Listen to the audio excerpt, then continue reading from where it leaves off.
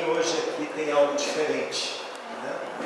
Algo diferente porque eu quero honrar a vida do pastor Geraldo, da pastora Divina.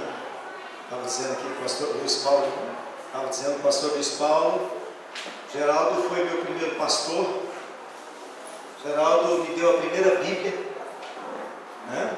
Minha primeira Bíblia. Você sabe que Bíblia que era? Não. A Bíblia com os melhores textos do grego e do hebraico. E eu Aleluia. aconselho a todos que adquiram uma Bíblia dessa. É a melhor Bíblia que tem, viu, irmãos? Os melhores textos do grego e do hebraico. O pastor Geraldo me deu essa Bíblia ficou de herança lá no Nordeste. Quando eu dei ela para o irmão lá. Glória a Deus. E fez o nosso casamento, pegou 3 horas o nosso casamento. É verdade.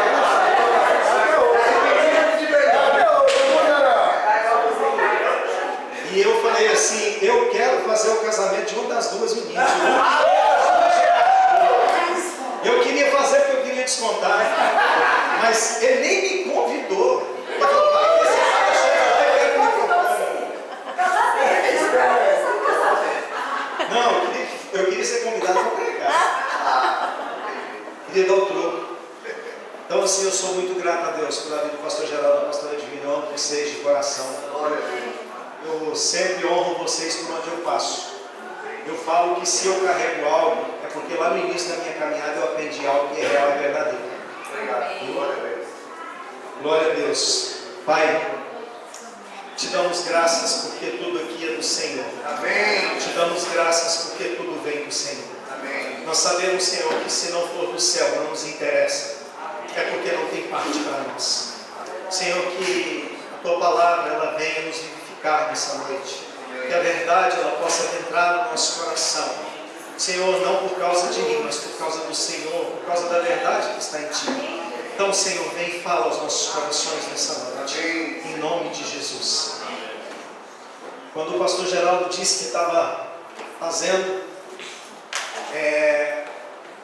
com o propósito de que a finalidade seria igreja sendo igreja. Irmãos, eu fiquei tão feliz com esse tema, né?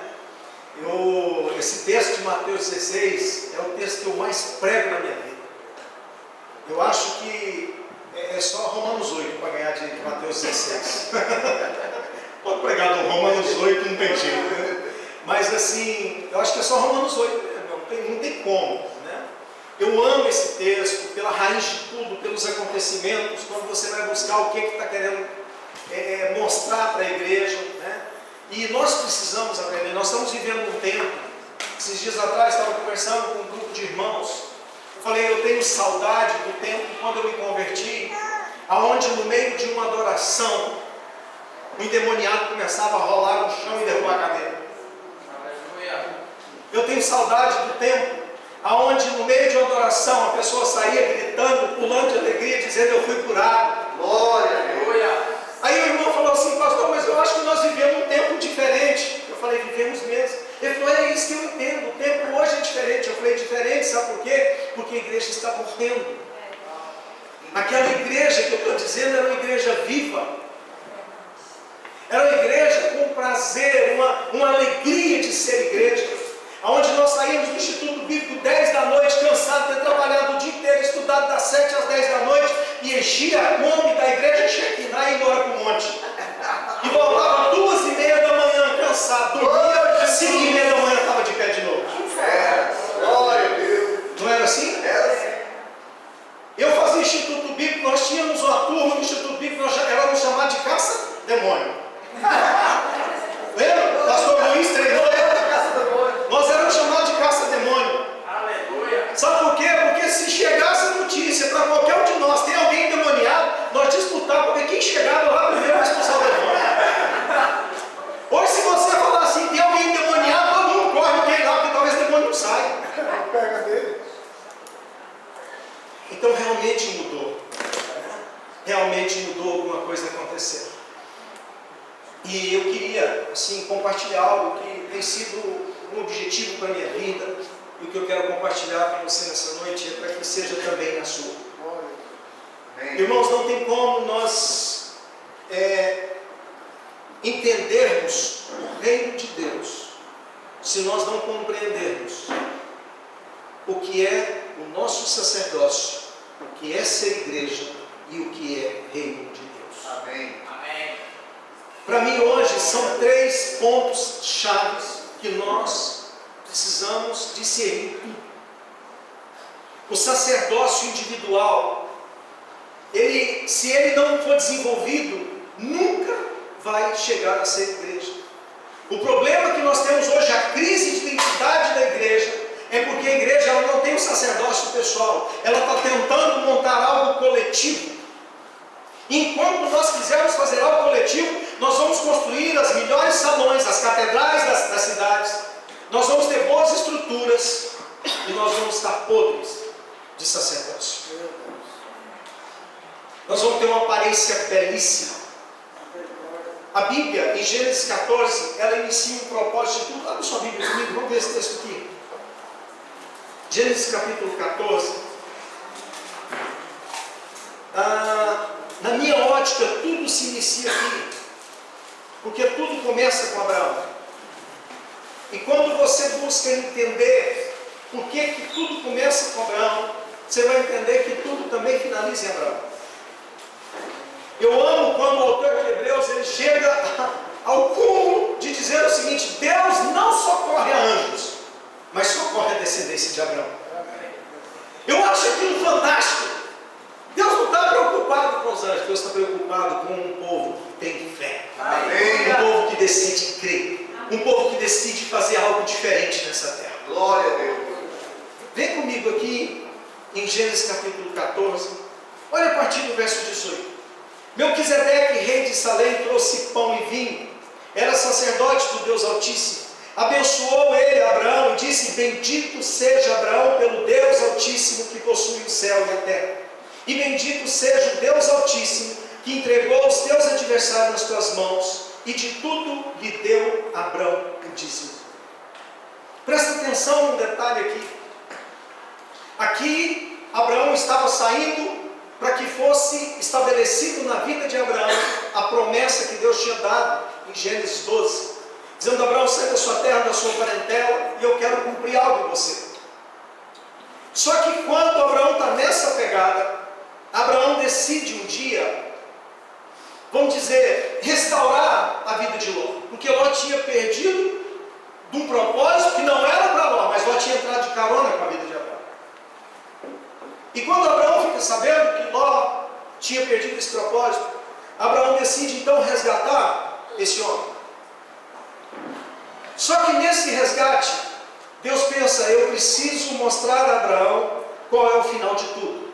E para que Abraão tenha ciência do que ele vai viver, ele precisa conhecer a pessoa de Cristo.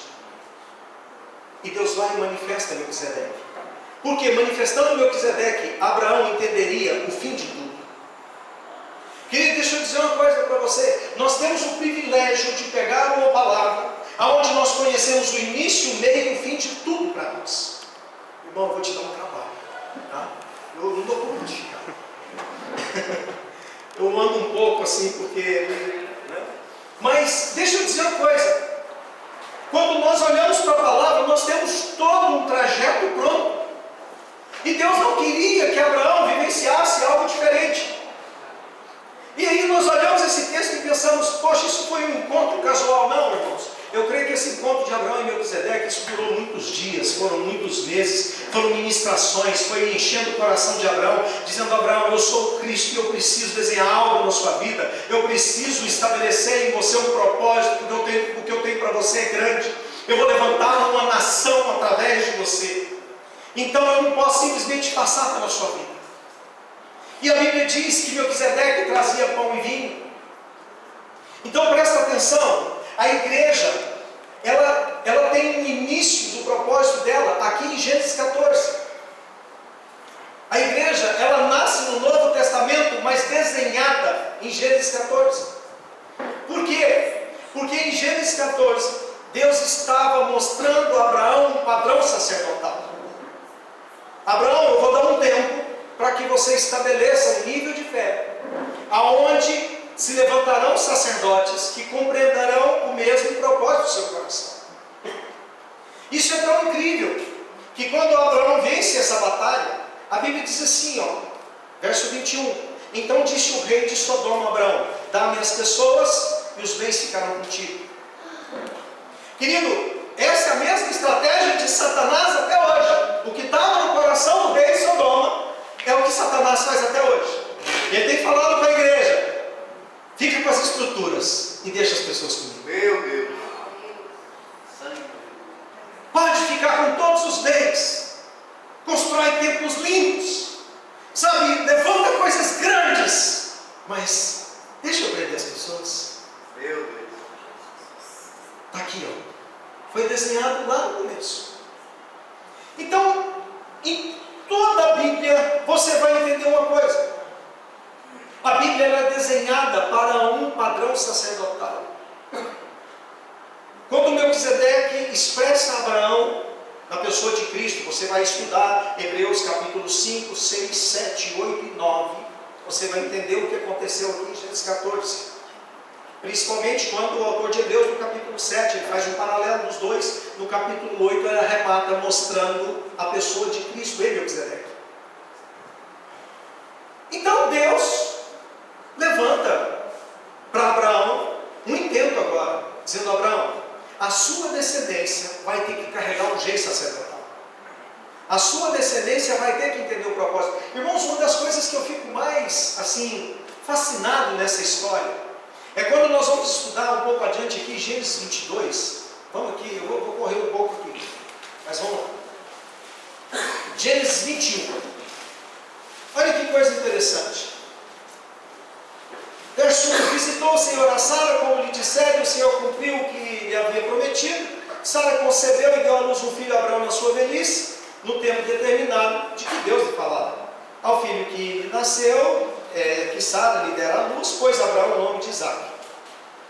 Então, a Bíblia diz no verso 8: Isaque cresceu, foi desmamado. Nesse dia que o menino foi desmamado, deu a Abraão um grande banquete, vendo Sara que o filho de Agar, a egípcio, o qual dera à luz a Abraão, caçoava de Isaque, disse a Abraão: rejeita essa escrava e seu filho, porque o filho dessa escrava não será herdeiro com Isaque, meu filho. Pareceu muito penoso aos olhos de Abraão por causa do seu filho. Disse, porém, Deus a Abraão: não te pareça isso mal por causa do moço e por causa da tua serva. Atende a Sara em tudo que ela te disser, porque por Isaque será chamada a tua descendência. Deus estava dizendo o seguinte: Abraão, Sara não está errada. Eu tenho um propósito na vida de Isaque, deixa o menino sair, porque senão não vai cumprir o propósito que eu tenho. Irmão, só que olha o agravante disso. Vai no último versículo do capítulo 21 comigo. E foi Abraão por muito tempo morador na terra dos filisteus. Presta atenção nisso. Depois que Isaque nasceu, Abraão perdeu o propósito. Por isso que a maioria de nós entramos no capítulo 22 não entendendo por que a Bíblia diz: depois dessas coisas pôs Deus Abraão à prova, e ele disse: Abraão, deixa eu responder isso aqui, acrescentou Deus: toma teu filho, teu único filho, Isaque, a quem ama, vai à terra de Moriá, oferece ao altar. Sabe por quê? Isaque não está fazendo mais diferença na sua vida, então me devolve ele. Me dá de volta. Deixa eu dizer uma coisa para você. Sempre que você perder a essência do seu sacerdócio, sempre que você perder o rumo daquilo que um dia Deus desenhou para você, Ele vai tirar o que foi colocado lá no início. Por isso que a palavra, o propósito dela é: volta ao primeiro amor. Porque se voltar ao primeiro amor, você vai encontrar o desenho de novo. Mas se você não volta ao primeiro amor, você jamais vai encontrar o que foi desenhado. Meu Deus. Presta atenção nisso. Abraão gerou Isaque para um propósito. Deus é capaz de abrir mão de Ismael e dizer: deixa Ismael embora, Abraão, o meu propósito é com Isaque. Só que Abraão se apegou à terra dos filisteus. Sabe por quê? Abraão começou a ter gado, Abraão começou a ter muita ovelha, Abraão começou a ter muitos servos. Querido, no dia que os gados, as ovelhas, os servos valem mais do que o propósito, você saiu do que Deus tinha para você. O dia que toda a estrutura vale mais que as pessoas que andam com você, você perdeu todo o propósito. Deus falou: Abraão, me dá Isaque, porque não vale mais a pena deixar com você. Não vale.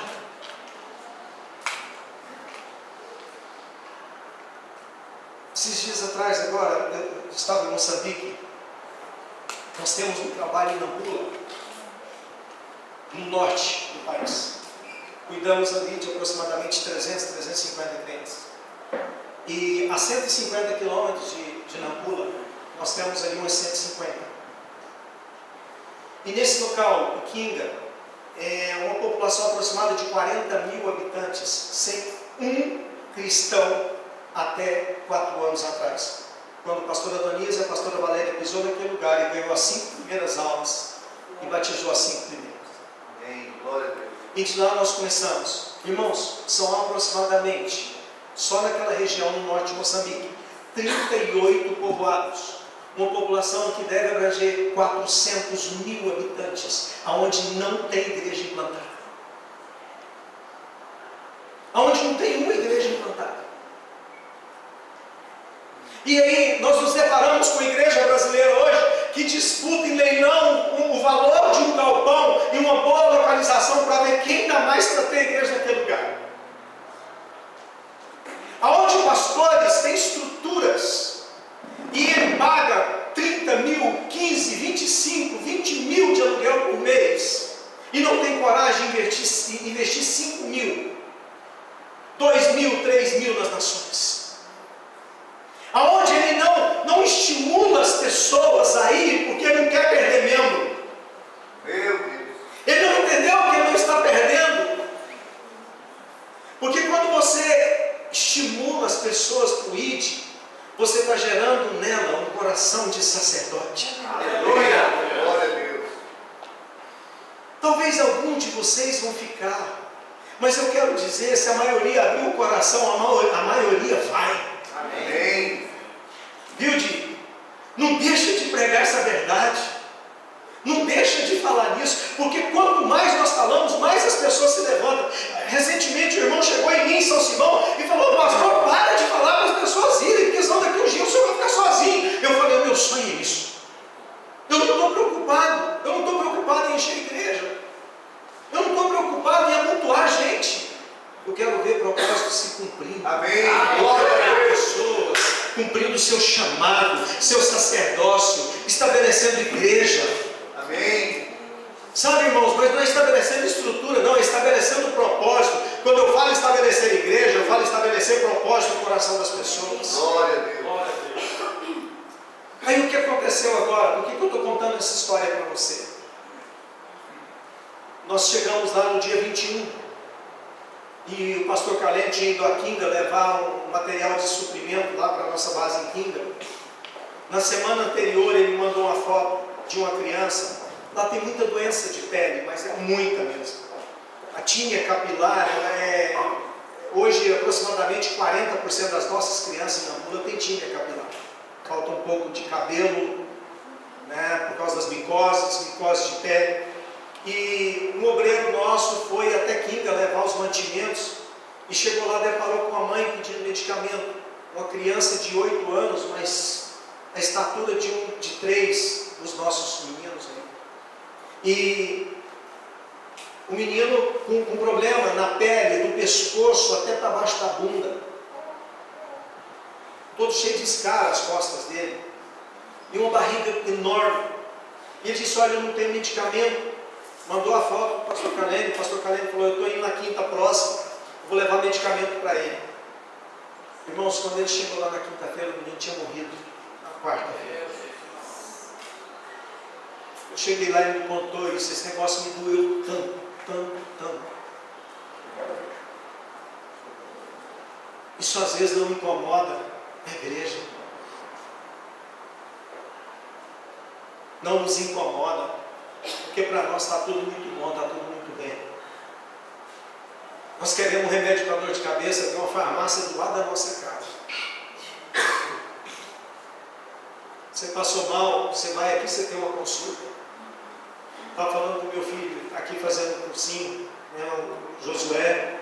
Levanta aí, Josué, fica de pé. Você é meu profeta. Ele é profeta na minha vida também. Não é só profeta para o corpo, não. Eu falo para ele, eu falo: se precisar, seja meu Natan, não tem problema não. Eu preciso de Natan na minha vida. E eu estava dizendo para ele: quer fazer medicina?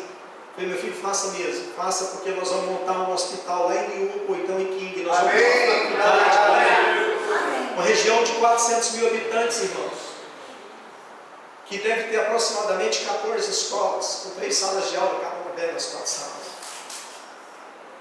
Que não tem uma estrutura de ensino a partir do 6º ano. Então as pessoas não têm opção. A igreja, ela é chamada para isso. Mas se nós não entendemos o nosso sacerdócio, nós jamais vamos tocar nesse lugar, nós jamais vamos conseguir ter esse sentimento que Cristo teve. O sentimento de Cristo, que o apóstolo Paulo diz no livro de Filipenses, irmãos, é um sentimento formado pela posição sacerdotal que ele tinha, por causa de um sacerdócio que ele decidiu cumprir em Deus. Então, quando nós olhamos para a Bíblia, e você vai entender o que Deus estava desenhando em Abraão, irmãos, isso culmina com a saída do povo para o Egito, do Egito, né? Quando o povo está saindo do Egito, Deus falou: olha, Moisés, eu preciso agora separar meu povo, eu preciso te usar, meu povo tem padecido muito. Moisés fala assim: esse negócio parece que é meio complicado, mas vamos lá, se o senhor vai fazer, vamos embora, né? Vamos aí. Quando Deus tira todo aquele povo, Deus fala: olha, Moisés, vocês viram como eu tirei vocês de lá, vocês viram a condição, foi como por asas de águia. Porque eu quero agora um reino de sacerdotes, uma nação santa, um povo de propriedade exclusiva minha. Querido, eu creio que naquela hora Deus estava trazendo ao coração de todos o que eu manifestei em Abraão, agora eu vou manifestar para toda a nação santa. Naquela hora Deus queria tirar o propósito de um homem e inserir no coração de todos os homens. Só que é interessante que isso acontece em Êxodo 19. Quando entra no final do capítulo 19, Deus fala: olha, Moisés chama todo o povo ao pé do monte, sobe com os anciãos, e eu vou falar com você, mas eu quero que todo o povo ouça o que eu vou falar com você. Vai haver relâmpagos, trovões, porque eu quero que o povo saiba que sou eu quem fala. Quando entra no capítulo 20, a Bíblia diz assim: e todo o povo disse a Moisés: fala o Senhor contigo, mas não fale conosco, para que não morramos. Geraldo, sabe por que a igreja está do jeito que está hoje? Porque a igreja, ela está amando ouvir Deus falando com os homens do YouTube. A igreja está amando ouvir Deus falando com os homens do Facebook. Porque ela não quer ouvir Deus, porque ela sabe que para ouvir Deus tem que morrer. Ela está do mesmo jeitinho.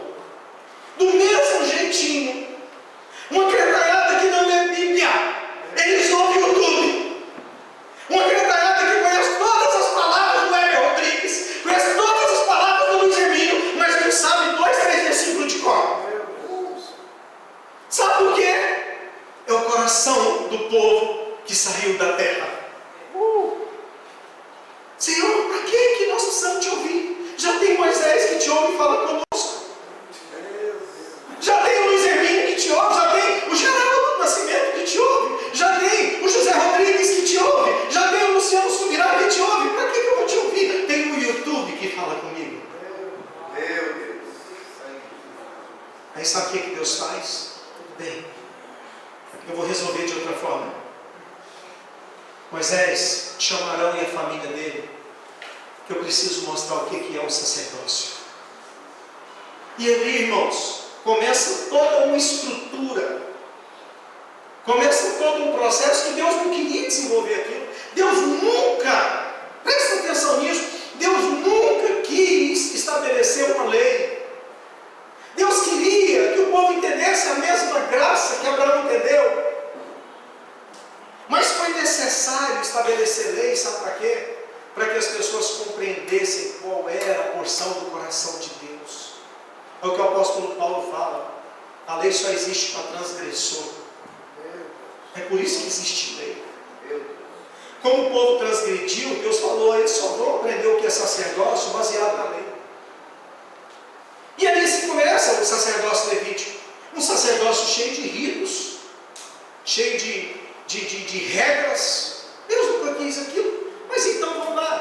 Quem sabe assim o povo vai aprender, haja temor.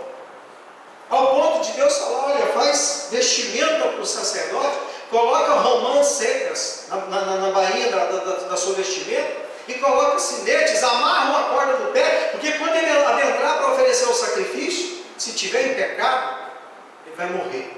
Parou de tocar o sinete, arrasta para fora. Eu creio que Deus estava dizendo, eu vou ver se eu passo pelo menos o medo desse povo agora. Já que não quer ser sacerdote, pelo menos tenha medo. Sabe o que acontece, irmãos?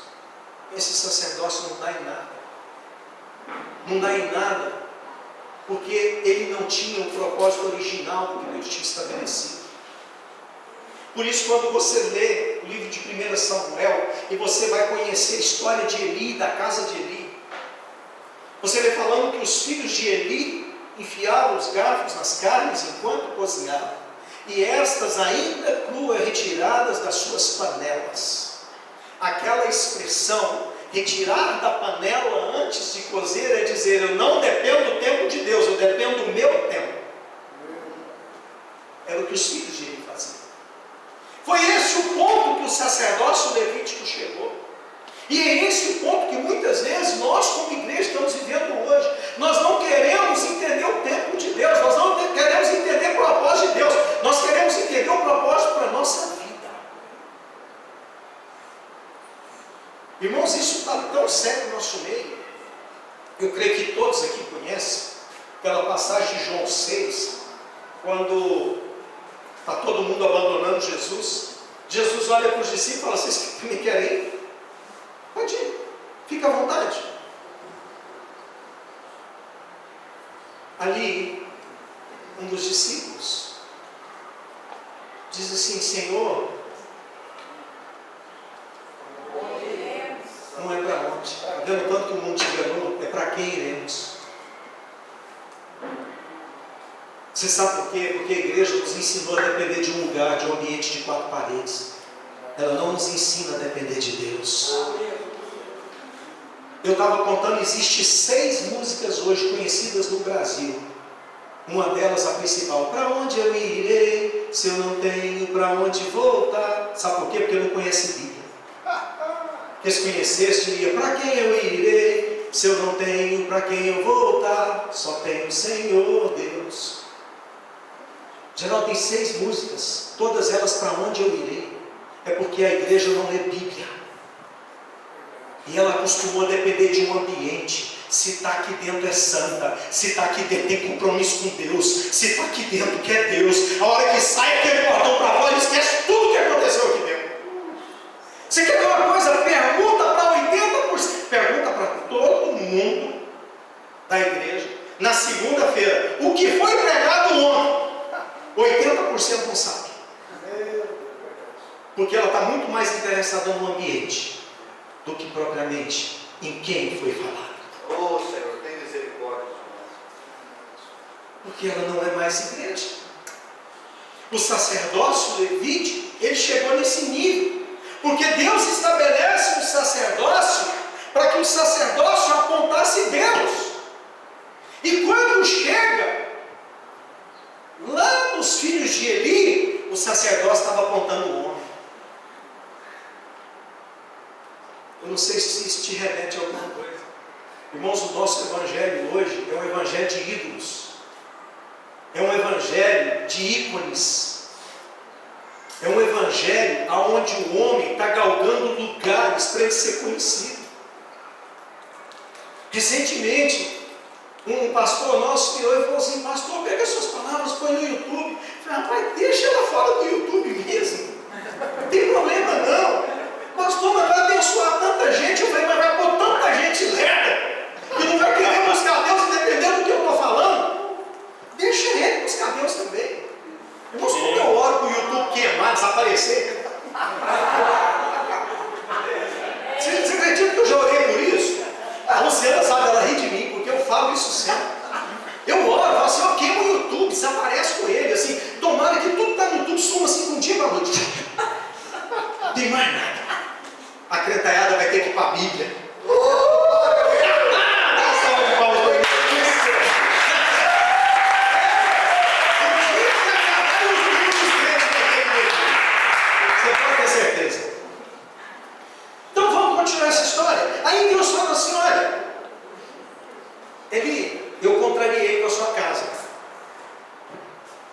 eu estou chateado, eu vou fazer o seguinte, eu fiz promessa para você sobre a sua descendência, você pertence a uma tribo que eu tinha feito promessas para ela, mas como eu chateei, eu não quero mais ninguém da sua descendência, os homens da sua descendência não me servem mais. E eu vou levantar um sacerdócio para mim que me seja fiel. Irmãos, quando Deus estabelece isso como um propósito, Ele já levanta Samuel. Samuel, a Bíblia diz que Ana, quando pagava o preço para obtê-lo, Deus disse, olha, eu vou te dar um filho. Esse filho, você não passa navalha na cabeça dele, você não dá vinho, ele vai ser nazireiro. É um menino para cumprir propósito. O sacerdócio nazireado era sacerdócio de propósito finalizado. E aí, o que acontece? Samuel então participa de um tempo de transição para estabelecer, sair do sacerdócio levítico, entrar no sacerdócio de Melquisedeque. Quem se levanta? Davi.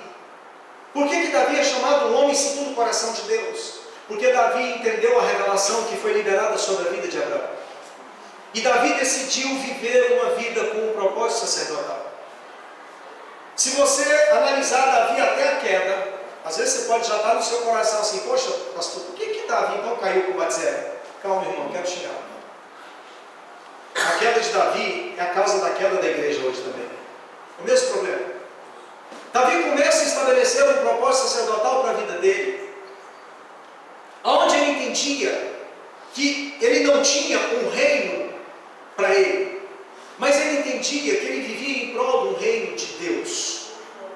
Tudo que Davi fazia até a queda de Davi, ele pensava no propósito de Deus para Israel.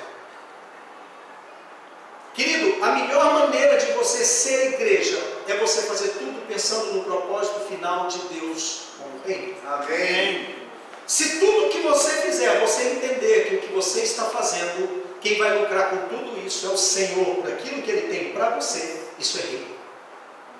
Então Davi vai nessa pegada, a ponto de dia que ele está saindo com os homens, voltando de uma batalha com os homens dele, Davi sente fome, passa ali na casa de Abimeleque e fala, Abimeleque, tem alguma coisinha que nós comemos? Rapaz, tem, mas não posso dar não. Tem um pão ali, que é o pão da proposição, eu tirei ontem, ele falou, me dá lá para mim comer. Davi, você está louco, cara? Seus homens aí também. Você até que eu conheço seus homens, não, cara, nós estamos 3 dias de estrada, ninguém ficou com mulher, está todo mundo limpo. E Davi come o pão. Aí eu acho lindo quando você vai ler Marcos capítulo 4. Os discípulos estão passando ali no meio de uma roça, apanhando espiga.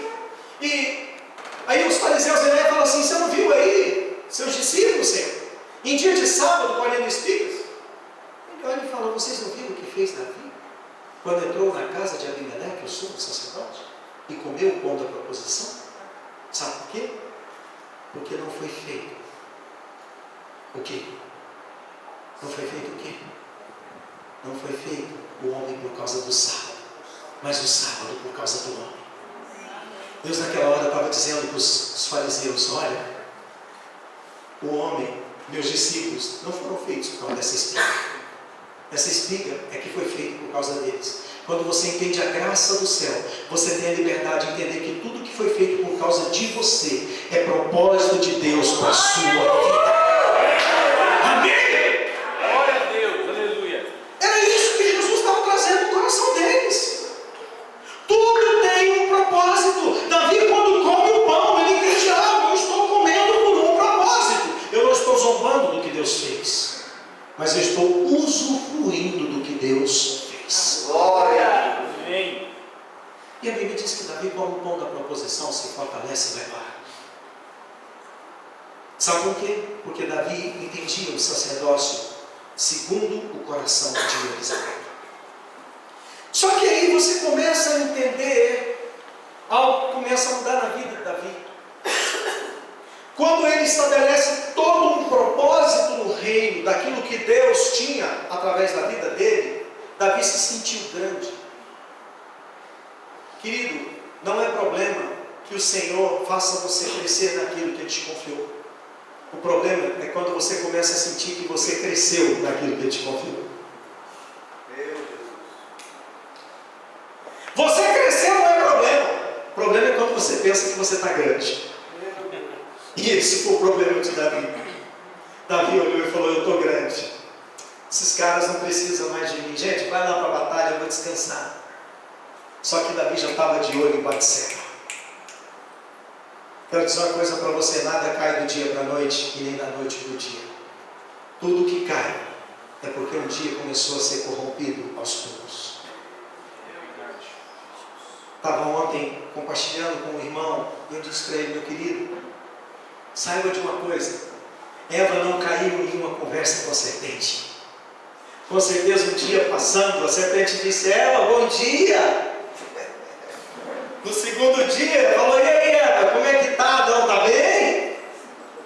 No terceiro dia, olhou e falou assim: e aí, Eva, estão encontrando muito fruto?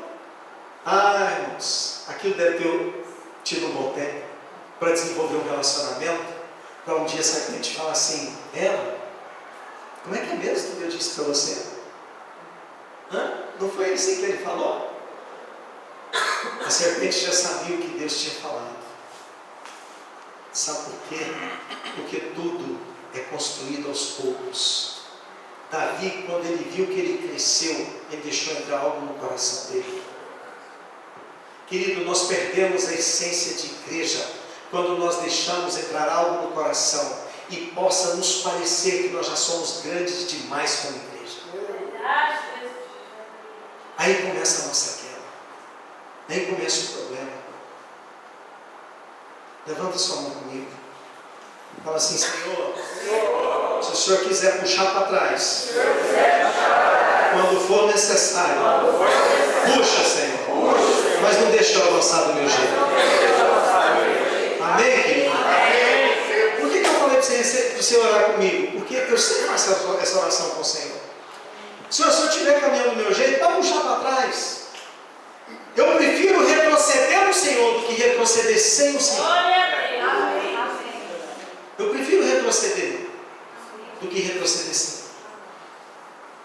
Irmãos, então, o sacerdócio de Melquisedeque na vida de Davi frustrado. Davi perde a essência desse sacerdócio. O que faz? Se levanta Salomão e se restabelece novamente o sacerdócio levítico. Aí quando você vai ler Malaquias, você vai ver toda a frustração de um sacerdócio novamente. Aí nós entramos então na era Cristo.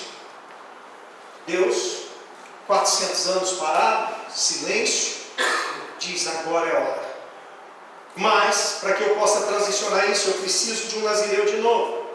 E eu preciso de um coração que tenha condição de gerar um sacerdote desse nível. Levanta quem? Isabel. Irmão, sabe uma coisa que eu acho mais fantástica nessa história de João Batista? É que quando você vai ler a história de Zacarias e Isabel, a Bíblia diz que Zacarias era do turno de Abias e Isabel era das filhas de Levi, né? Ou seja, era, vamos dizer assim, puro sangue. Não tinha ninguém de um estirpe melhor do que Abel. Mas de repente, João Batista vem, troca os templos pelo deserto, troca os manjares por gafanhoto e mel silvestre, troca as lindas roupas por pé de camelo. Sabe por quê? Porque o que João Batista precisava fazer era tão grande que a estrutura não ia comportar o que ele precisava administrar. Glória a Deus. Deixa eu dizer uma coisa para você. Se você acha que Deus tem algo grande para você, não tente crescer para fazer algo grande. Continue pequeno. Amém. Porque quando você continuar pequeno, Deus faz algo grande através da sua vida. João Batista entendia por que ele tinha nascido. Ele pensou: se eu ficar nos templos com eles, eu vou corromper. Ele sabia que ele tinha um sacerdote de transição, ele era nazireu. Ele tinha vindo para estabelecer um sacerdócio de Melquisedeque, que era o de Cristo. Por isso que era necessário ele batizar João Batista. Era necessário ele batizar Jesus. Então ali se estabelece o sacerdócio de Melquisedeque, que finalizaria tudo. Irmãos, deixa eu abrir um parênteses com você. Tem pessoas que falam assim: eu não dizimo, não, porque dízimo é lei. Principalmente os desigrejados de hoje, né? Esse negócio de dízimo é para enriquecer pastor. É porque não conhece Bíblia. Dízimo é graça. Amém. O primeiro dízimo da Bíblia foi dado por Abraão a Melquisedeque. Quando ele entendeu: ele é minha fonte, tudo vem dele. Ele tem suprido todas as minhas necessidades. E de tudo que eu tenho, eu vou dar 10% para ele. Mas sabe por que Deus tem a ideia de no sacerdócio, no padrão levítico estabelecer o dízimo? Porque ele olhou para Israel e falou assim: como vocês são desobedientes, o padrão de vocês é Abraão. Então vocês vão dar 10%, como Abraão também deu. Ou seja, eu estou estabelecendo uma lei para que vocês entendam a graça. É só isso. Aí quando conhecer a Bíblia, fala: não, isso é lei, eu não sei não, isso é coisa de pastor, isso é... Não, irmãos, é porque não conheceu graça, não sabe o que é um sacerdócio levítico, não sabe onde brota todas as coisas. Esse é o problema, esse é o detalhe. Aí entra um algo interessante. Vamos lá para Mateus 16. Eu preciso correr.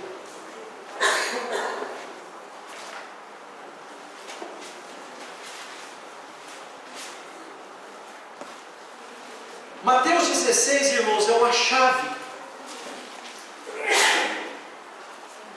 do Evangelho de Mateus. Aqui, o pastor Geraldo deu lá no início, né? Esse verso 13. Diz assim: indo Jesus para os lados de Cesareia de Filipe, perguntou aos seus discípulos: quem diz o povo ser o Filho do Homem? Olha para mim um instante. Tem uma historinha aqui que nós precisamos trazer ela à tona, para nós entendermos o que é que o Senhor estava construindo esse dia. A cidade de Panéias, foi a cidade onde tinha sido praticamente destruída e depois se estabeleceu Cesareia de Filipe. Essa cidade, ela foi reconstruída no governo de Tibério César, através do tetrarca Filipe. Presta atenção nessa história para você entender o que é a igreja. Quando o tetrarca Filipe administrava aquela região, Tibério César disse o seguinte: pega uma eclésia. Filipe falou: o que é isso? Ele falou: eu vou dizer para você o que é, Filipe. No ano 592 a.C., houve um homem chamado Saulo. Esse homem era governador da grande região de Atenas. Então, ele precisava entender uma maneira de administrar todo o governo grego. Qual era a melhor maneira de administrar? Eu preciso de descentralizar, tirar o governo de Atenas e enviar para todos os rincões da Grécia. Todos. Como é que eu vou fazer isso? Vamos fazer o seguinte: vamos levantar um grupo de pessoas e vamos enviá-los. Eles vão representar o legislativo, o executivo e o judiciário.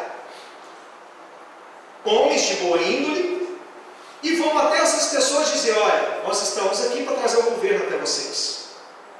Tibério César pega a mesma ideia e chama alguns homens e fala: olha, vamos estabelecer o governo de Roma da mesma maneira. E o tetrarca Filipe foi até Panéias reestabelecer essa cidade com um grupo de homens na época denominado eclésia, que foi o mesmo nome que Solomon deu 592 anos antes de Cristo. Quando ele chega em Panéias, ele restabelece a cidade, e ali ele nomina de Cesareia de Filipe. Por que Cesareia de Filipe? Em homenagem a Tibério César, ele põe Cesareia, ou seja, pertencente ao governo de César. Por que Filipe? Porque Filipe havia restaurado. Então, uma cidade restaurada por Filipe que pertence a César.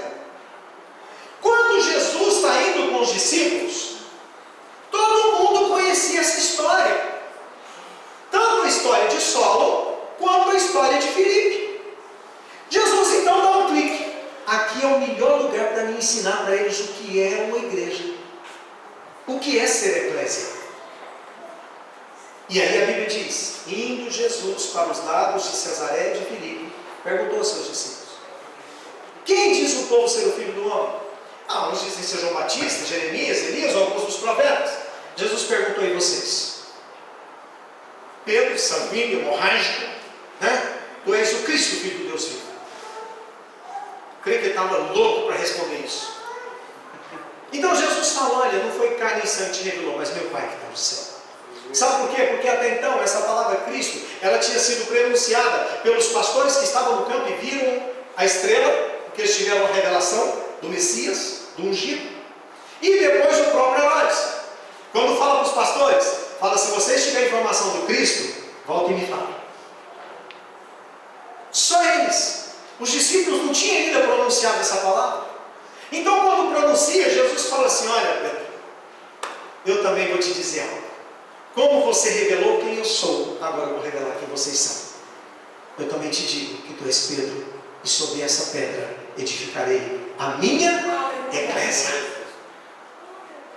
Aleluia. Ele estava dizendo para os discípulos: essa historinha que vocês ouviram de Saulo e de Filipe, eu vou fazer o mesmo com vocês. Eu vou enviar vocês para estabelecer o meu reino. Eu vou enviar vocês para edificar os lugares destruídos. Eu vou enviar vocês para restaurar lugares que foram danificados. Repete comigo: igreja é para restauração, é para conserto, é para edificação. Amém? Amém. Igreja, se não cumprir isso, não é igreja. Ela não se torna igreja. E aí então Jesus vai e revela tudo, dizendo: olha, eu vou dar chaves do reino dos céus para vocês. Porque se vocês entenderem o propósito, como você entendeu, Pedro, que você acabou de falar para mim.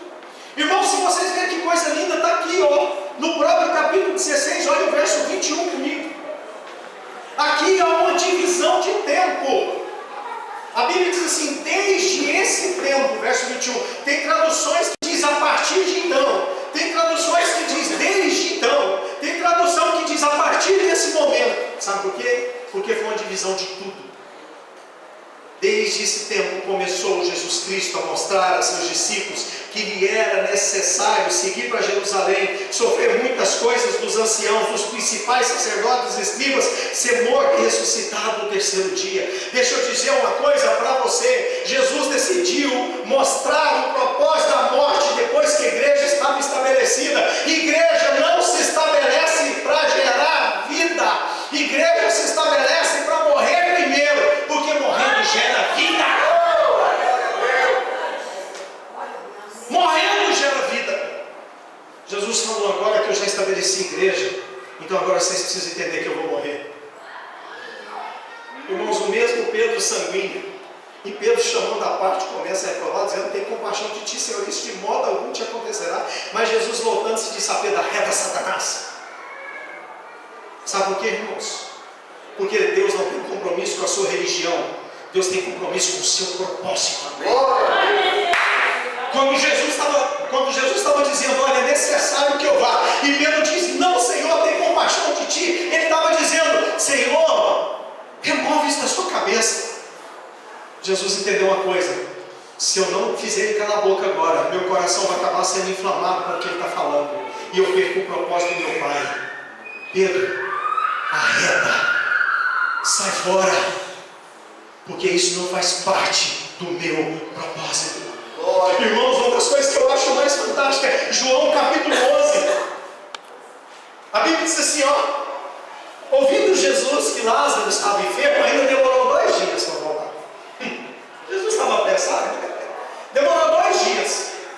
Aí viram os discípulos falando: nós vamos voltar para a Judéia. Senhor, mas como assim? O povo lá estava te procurando para matar, e o Senhor quer voltar para lá? Olhem para mim. Jesus já tinha revelado a igreja para eles. Igreja que não está disposta a morrer não serve para viver.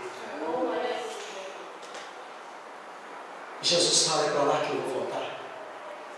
Aí o coitado do Tomé, como sempre, né? Ô homem feliz: Senhor, o Senhor quer que a gente volte para lá para morrer com eles? Não, Tomé. Só faltou Jesus falar: não, Tomé, você não entendeu nada. Nós vamos voltar para lá para ele viver conosco. Amém. Glória a Deus. Querido, sabe por que hoje está acontecendo tudo que está acontecendo? Porque a igreja, ela está indo para os ambientes para as pessoas morrerem com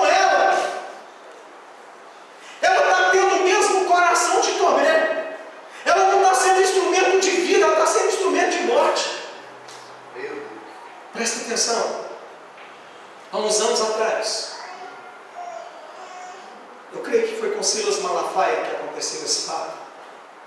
Eles estavam num debate sobre, nessa conversa, falando sobre o homossexualismo, falando, e levaram algumas pessoas, e dentre essas pessoas um ativista gay. E nessa conversa, Silas Malafaia, ele é firme, né? Eu creio que foi com ele mesmo que aconteceu isso. Ele falou assim: olha, nós jamais como igreja vamos admitir o homossexualismo, jamais. Esse ativista gay falou assim: eu duvido do que você está falando, porque por muitos anos vocês não admitiam o divórcio. Hoje o divórcio é normal no meio de vocês. Daqui uns dias vocês estão admitindo o homossexualismo. Irmãos, essa é a resposta que o mundo tem para a igreja de hoje. Essa é a resposta que o mundo tem na ponta da língua. Sabe quantas vezes a nossa identidade de pastor, ela chega a ser motivo de chacota? Não é verdade, pastor? A Luciana fala que eu sou muito rápido no gatilho para pensar e responder. E eu acho que às vezes sou mesmo. E eu estava um dia no cartório, fazendo, não sei se era uma procuração, o que eu estava pegando, e a menina do lado virou e perguntou assim: a profissão? Eu falei: pastor. Aí tinha dois caras do lado, bem vestidinho, falou assim: esse aí pode cobrar caro, porque esse tem dinheiro.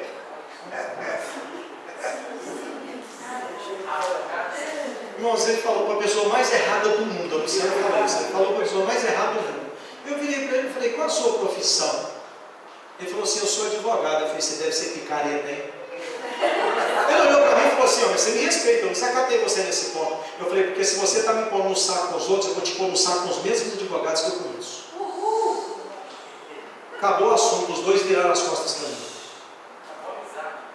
Acabou a amizade. Mas é verdade, irmãos. Mas por causa do evangelho que se vive hoje, do padrão igreja que se tem, do padrão sacerdotal. Hoje as pessoas estão muito mais preocupadas com microfone, com púlpitos, com estrutura de altar e tudo mais. Queria deixar eu dizer uma coisa para vocês. Se o meu casamento com aquela mulher e a minha função de pai, desse aqui, dos outros dois que tem na minha casa, não falar mais forte que esse microfone, eu posso largar tudo que eu faço. Amém. Tudo que eu faço. Eu creio. As primeiras pessoas que eu pergunto se eu sou homem de Deus é dos meus filhos. Quantas vezes eu perguntei isso para vocês? Muitas. Vocês me acham homem de Deus e vocês têm a liberdade. Se vocês disserem: não, pai, eu estou vendo isso, pode falar. Um dia numa mesa, eu acho que foi o Josué, eu perguntei isso e ele falou assim: pai, esses dias você estava bem grosso com minha mãe. Foi você que falou. O Eliseu. Vai perguntar? Que pergunta o que? E ele falou assim: ah, foi o Eliseu, foi mesmo. O Josué lembrou dele. Aí o Eliseu falou assim: pai, esses dias você está meio grosso com minha mãe. E eu pedi perdão para eles, eu chorei com eles, eu orei com eles. Sabe por quê, irmãos? Eu preciso ter profeta na minha casa. Eu preciso ter profeta na minha vida. Amém. O dia que eu depender do púlpito ou do microfone para mostrar quem eu sou, eu quero parar tudo. Porque o dia que o microfone ou as palavras que eu prego tentar provar quem eu sou, é porque eu não valho mais nada. Mais nada. Eu estou cansado de ver pessoas ouvir uma palavra boa e dizer assim: uau, que homem de Deus. Que homem de Deus o quê, irmão? Palavra boa até o Chico Xavier tinha. Estou mentindo? Palavra boa tem muito pai de santo que tem. Aí por que a pessoa prega uma palavra boa? Eu não tenho palavra boa, a minha pregação é isso aqui, ó. Aí não, a palavra é boa, sabe? Então é onde Deus. Ah, irmãos, eu não sou enganado por isso mais não. Glória. Eu tirei as trevas tem muito tempo. Glória. E eu estou tentando tirar as trevas da igreja por onde eu passo. Pare de olhar para o YouTube e achar que são homens de Deus. Vai comer um prato de sal com ele para você saber se é homem de Deus. Homem de Deus é seu pastor que está aqui comendo um prato de sal com você. Amém. Aquele que te conhece, aquele que você conhece ele. Eu falo que Geraldo é o homem de Deus, a Divina Mulher de Deus, porque eu conheço eles. E eles me conhecem. aí eu posso falar. Mas enquanto nós não entendemos isso, nós ficamos anunciando o que na verdade não é, o que na verdade não se constituiu. Mas deixa eu voltar para o assunto, eu estou fugindo do que eu queria falar. Então, quando no capítulo 16, quando o Senhor define o que é igreja, Ele está aqui estabelecendo algo, irmãos, que lá na frente Pedro fala assim, ó, vamos comigo. Vamos lá para o livro de 1 Pedro. Vamos entender algo aqui que Pedro estava trazendo.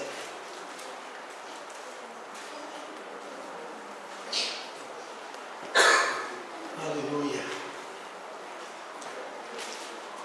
Glória a Deus. 1 Pedro capítulo 2.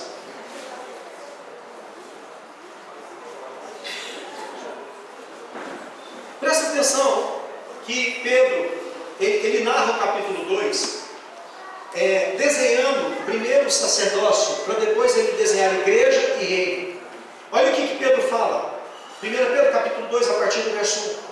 Despojando-vos, portanto, de toda maldade, dolo, de hipocrisia, inveja, de toda sorte de maledicência, desejai ardentemente como crianças recém-nascidas o genuíno leite espiritual, para que por ele vos seja dado crescimento para a salvação, se é que já tendes a experiência de que o Senhor é bondoso.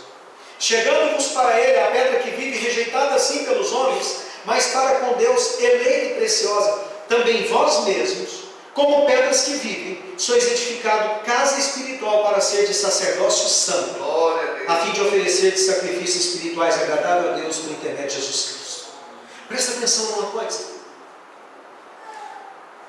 No livro de Romanos, no capítulo 8, Paulo, ele começa a descrever sobre o propósito eterno de Deus. Ele fala, olha, primeiro Deus conheceu todo mundo. Ele fala, aos que conheceu, a este também, aos que conheceu, a este também predestinou. Aos que predestinou, a este também chamou. Aos que chamou, a este também glorificou. Aos que glorificou, a este aos que chamou, a este justificou. Aos que justificou, a este também glorificou. Presta atenção no que Jesus, no que Paulo estava mostrando para a igreja. Irmãos, quando Deus gera-nos, Ele já nos gera num conhecimento de quem nós somos, pelo qual nós estamos, o propósito pelo qual nós estamos nascendo. Então a Bíblia diz que Ele também dentro disso nos predestina a algo.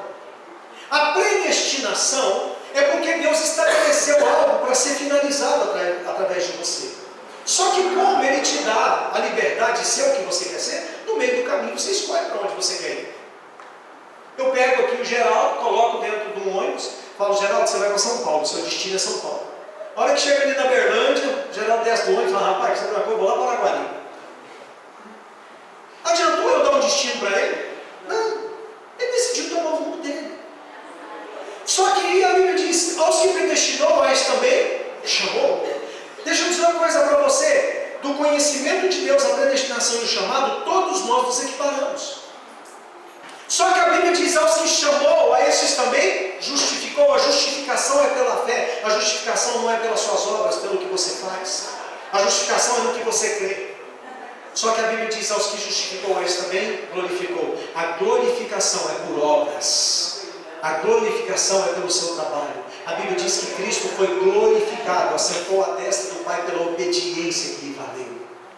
Ele decidiu obedecer e construir algo no Pai. O que Pedro está dizendo aqui é justamente esse princípio. Pedro está falando, chegando para ele, a pedra que vive rejeitada assim pelos homens, mas para com Deus eleita e preciosa, também vós mesmos, como pedras que vivem, sois edificado casa espiritual.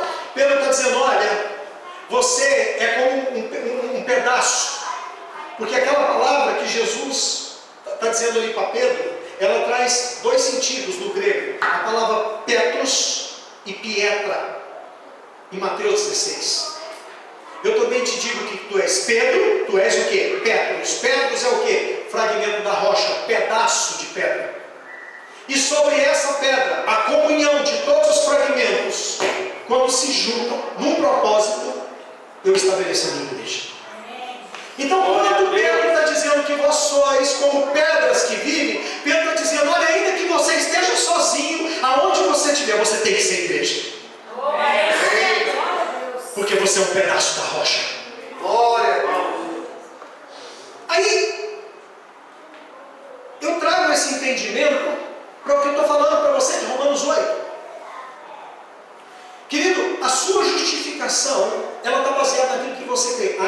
você não faça nada, mas você creu no Senhor Jesus, você vai ser justificado e você tem direito a uma herança. A palavra herança na Bíblia é algo que foi estabelecido por Deus pela sua salvação. Ponto final.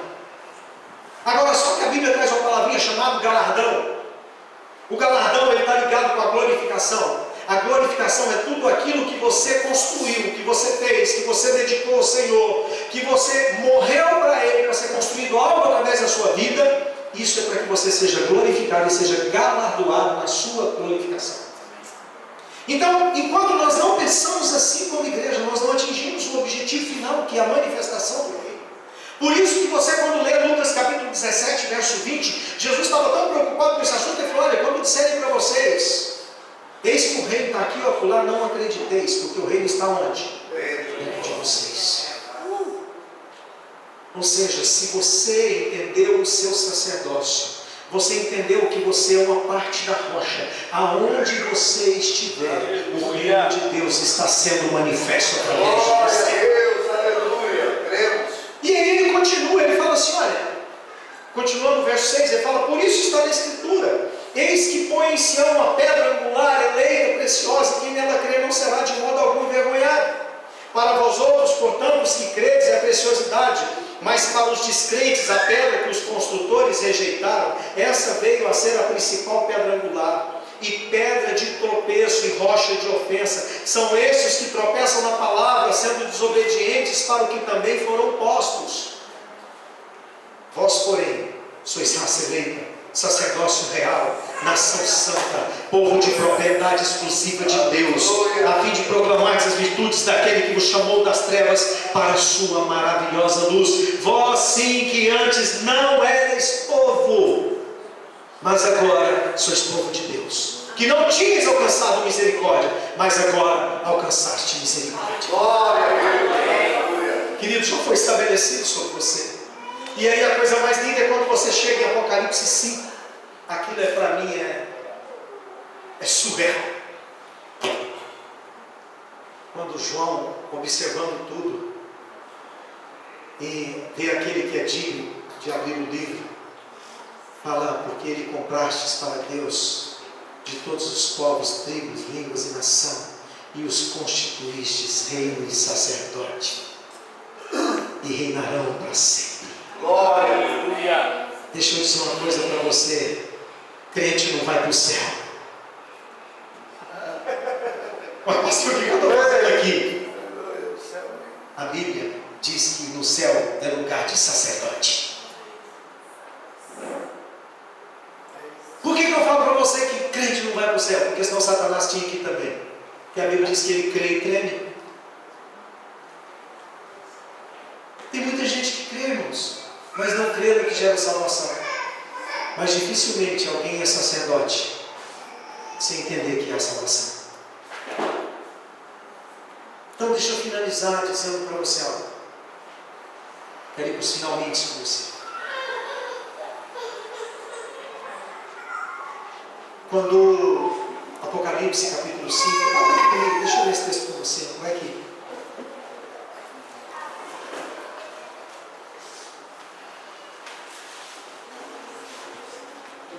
Apocalipse capítulo 5, a partir do verso 7.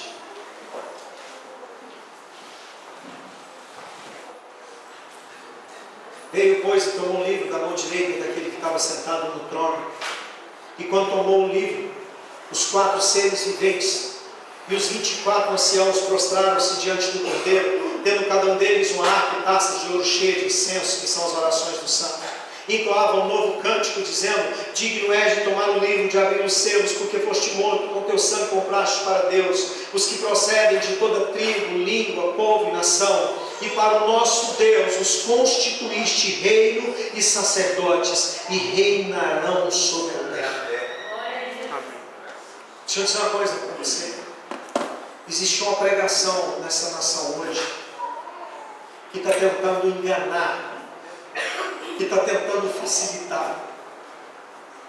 Uma pregação de um evangelho onde não há um arrebatamento, uma pregação aonde se estabelece um rei, uma pregação aonde dizem que os maus vai ser tirado e vai ficar só os bons.